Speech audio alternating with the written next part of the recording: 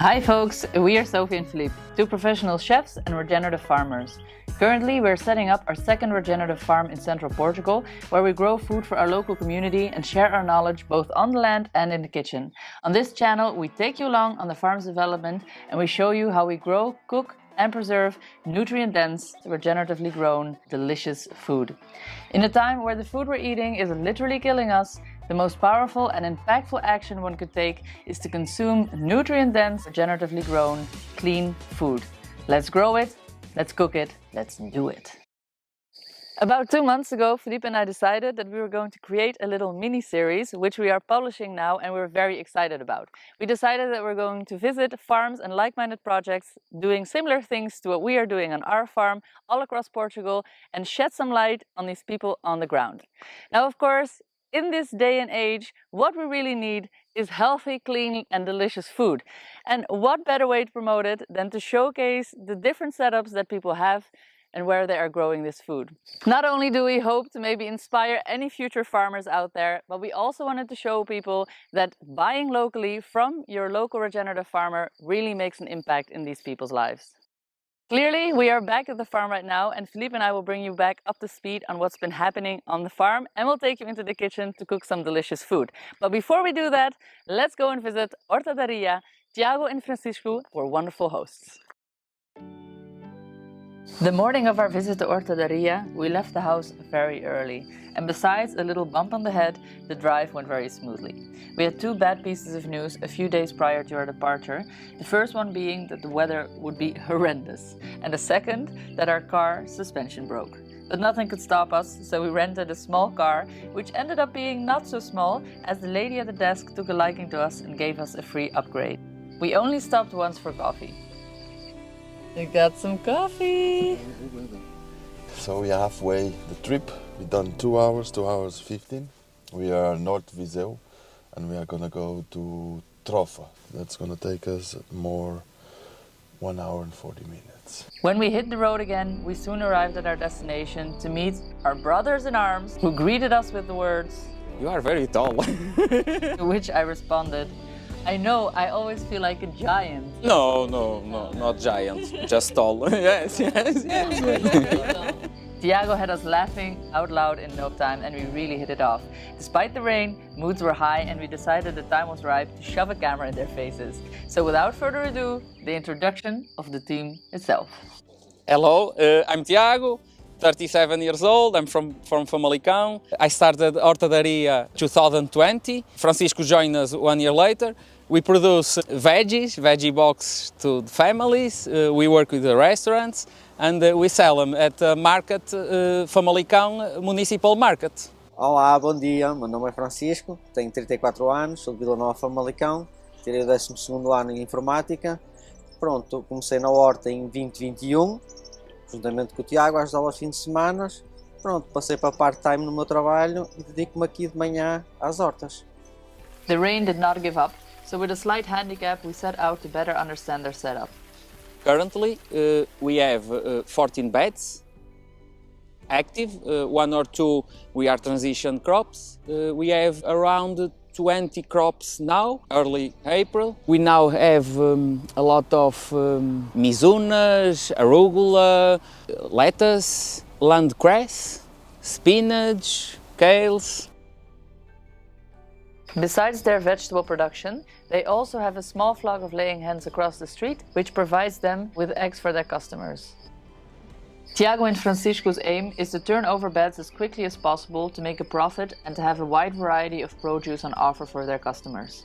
Microgreens are a great moneymaker and are selling at about $50 to $100 per kilogram. They seed practically everything in home and they also have a clever way of integrating animals onto their beds to clean up spent crops and to fertilize the beds with the added benefit of meat for home consumption. Besides the annual import of organic compost, part of their fertility on the farm is also produced by their worm farm. Yes, our fertility program, because we are fast turnover crops, obviously we need to feed them. We use the leftovers to feed our animals, inclusive our worms. We give them leftovers, a little bit of everything, of course. They don't complain, of course. The worms are a big, important animal here. We use the golden liquid, so we can feed them and they feed us. Hortadaria grows food in harmony with nature and uses no pesticides, herbicides or fungicides. They also implement a technique called no-dig. No-dig is a method in which topsoil is not turned over every time you plant a new crop. This technique, which we also practice on our farm, is regenerative as it aims to boost life in the soil. In order for plant roots to absorb nutrients, these nutrients first need to be made available by microorganisms. Tilling the soil destroys microbiology and makes soil less fertile, increasing the need for fertilizers. Tiago has been practicing no-till methods since he started and is very pleased with the result. I'm very happy with these results, with no-till, with the loose soil that we like and the plants like and the microorganisms like. Yes. We tried doing the interview in the tunnel, but due to the rain, the audio really suffered. We will share some of it with you, but thankfully we were also able to come back the next day when the weather was better, so we got much better footage of the farm and also better audio for our interview. My first question to Tiago was, what is your background? My background is nothing to do with farming. I study and work at designer of jewelry. I wasn't happy, I wasn't fulfilled, so I decided to change to looking for something else. The nature called me, so I started to produce a little bit in the backyards of my parents, of uncle, of friends, and start produce food, to eat real food. Secondly, I asked Francisco what it takes to be a farmer. Eu acho que uma pessoa tem que ter um gosto por isto, pela agricultura, claro. Ver as coisas a crescer, durante a colher, tem que ter resiliência pelos animais, pelas plantas, por tudo, pelo solo, natureza em geral. Os meus pais é uma geração que já está desligada da natureza, a minha geração ainda é pior e a minha geração a seguir ainda vai ser pior. É o que eu acho. Em relação àquilo que tu disseste, tens de levantar cedo. O meu primeiro trabalho, que eu não tinha problemas em levantar-me cedo, fosse às horas que fosse, foi este. Pois, exatamente. If there is something that you could say to young farmers that aren't farmers yet, potentially future farmers, what is the message that you would like to pass on to those people? I think do more, get your hands dirty. Yes, I think it's more difficult to start. Start small and start to grow food for us and the people and the family. Rent land and use tools very cheap but very effective. Right. Invest in the right tools, the fewer ones to start. You don't need more, you don't need a lot, you don't need. Yes, grow as your Customer base grows. Yes, I think yes. The impact, it's really great. We are 1 kilometer to the market, so the community, the people who buy products there, when it's over, they came here after some days. We have that relationships. We build relationships. I think regenerate market garden. I think it's not about only treat the soil and the animals, but the people too, the relationship. You would say that you maintain an open door farm policy. People are welcome to come visit your farm? Yes, people certificate us. They come here, Definitely. yes, we open doors. That is the reason why you open doors, yes. What is your thought on organic certification and why don't you have it? I have a lot of respect. I do consume biological products, but transparency, it's more important than the certificate.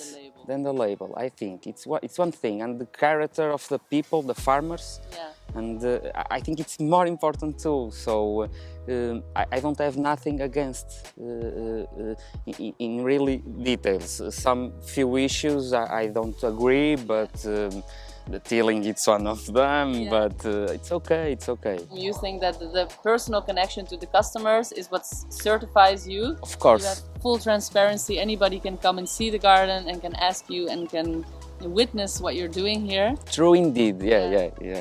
it's work until now. So That is something we're lacking these days, a lot of transparency and especially the proximity to our food and therefore also to our farmers. I think that the more we can cultivate this connection with our customers and we as farmers can present our products to our customers and tell the story, a very passionate story most of the time, I think that that is definitely valuable. yes, create that relationships with the people. Yes, It's definitely.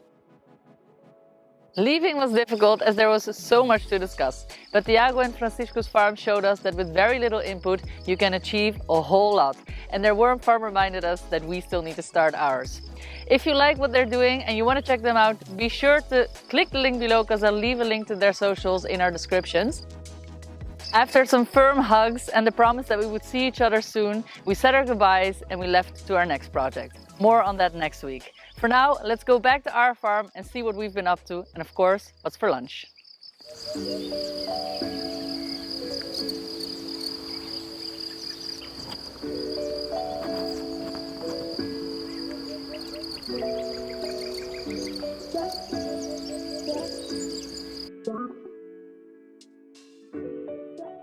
So the time arrived.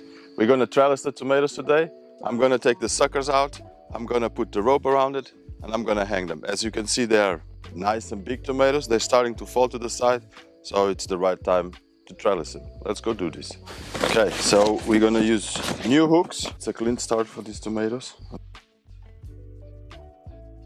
So we don't need any tools to take the armpits out. The fingers are the best because they will break right at the junction from the leaf with the trunk of the plant. Okay, main stem, leaf, armpit. The armpit is always between the stem and the leaf and it grows in all of them. So just do this, they will come very easy. And the plant is free of armpits. Look how beautiful. So we do one plant, 1 liter. We take all the armpits and we just go for one line. I find it more organized to work with. Personal decision. There's people that do one plant 2 liters. I find it that the plant will work better with 1 liter. One plant, 1 liter.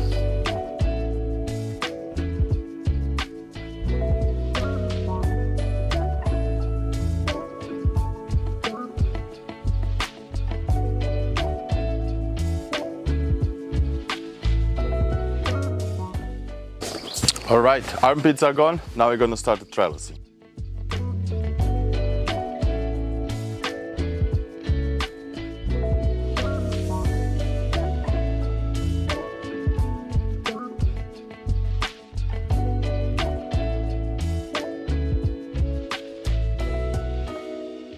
So I'm gonna give a knot here under, and this knot is gonna, a double knot actually, and this double knot is gonna be a large knot. So it's gonna become like something like this.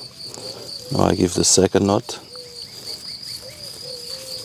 and I lock it so it stays, doesn't move anymore.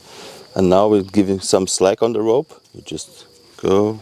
You don't need to go between every branch, so we just go around in the loose way and the plant will start to grow up and we keep trellising them.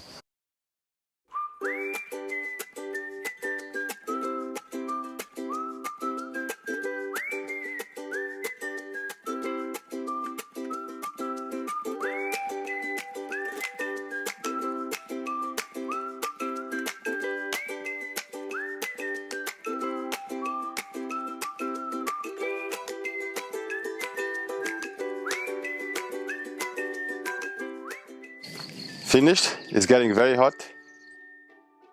All the tomatoes are trellised. I'm gonna come here once a week. I'm gonna take the armpits out and I'm gonna pin them a little bit more. And that's it. Ready for the tomatoes harvest.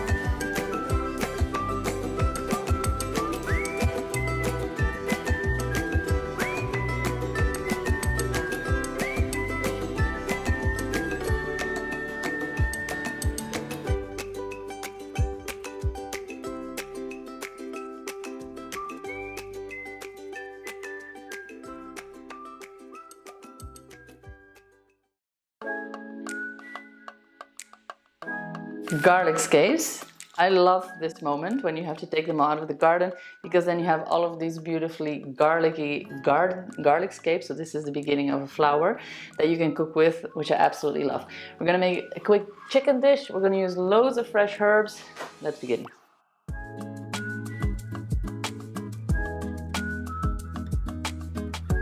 So first let's get the chicken thighs. These are our own chicken thighs. I defrosted them, so these are already nice and more or less, I don't want to say room temperature, but definitely not ice cold. And I'm going to sear these in a pan.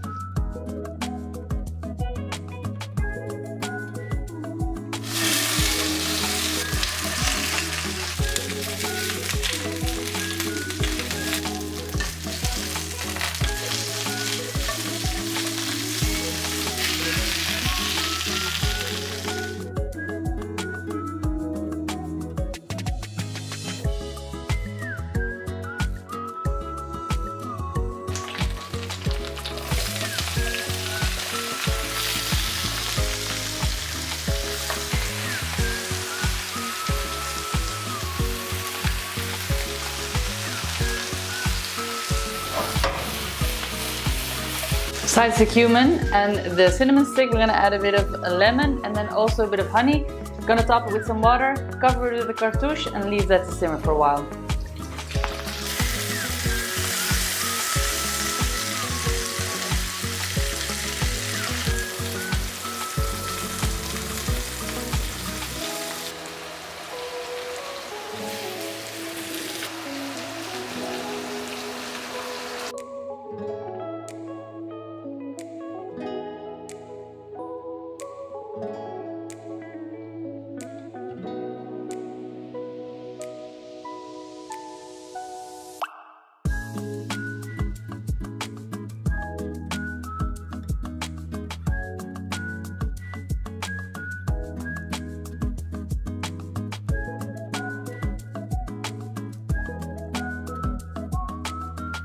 Okay, bowl of parsley is ready. We're now going to add in lots of onions. So I'm going to be using the green onion tops and I'm going to chop those very fine as well. I'm going to add 2 in there.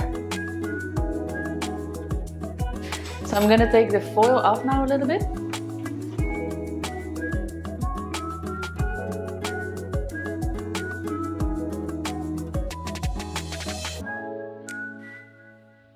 Chicken has to cook for about 45 minutes for it to be nice and tender. So I'm on 25 minutes now maybe.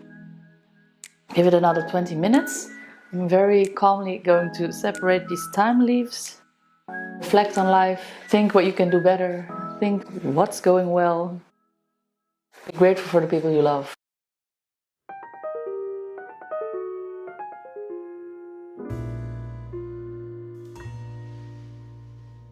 Alright. Time to season the tabbouleh. I have something great for this because our own kids made, while they were away with the grandparents, some herb salt. And I think that this has oregano inside and some sage. And it just really smells delicious, to be honest. So we're going to make a little mix of this in order to season it. Ooh, this one's really tight. Ah, yes. A bit of sage salt.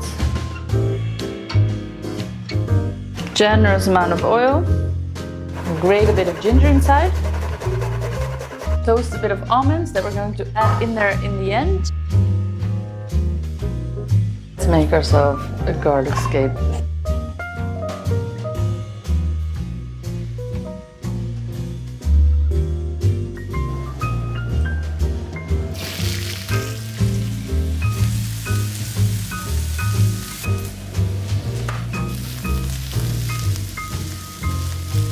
Let's add the nuts to the tabbouleh and just for color a bit of violets.